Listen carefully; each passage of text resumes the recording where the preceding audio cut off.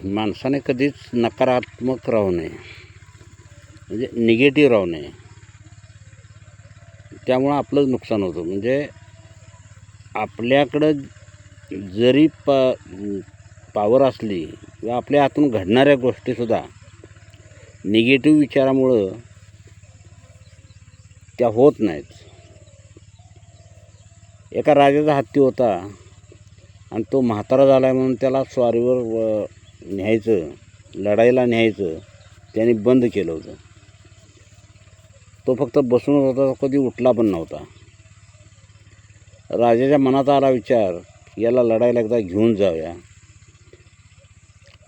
म्हणून त्याला उठवण्याचा प्रकार केला. तो उठूनच झाला. मग त्याला एका प्रधानानं आयडिया सांगितली की आपण नगारा ह्याच्यापुढं जे युद्धात वाजवतात, युद्धाच्या सुरुवातीला तसा नगारा वाजवूया.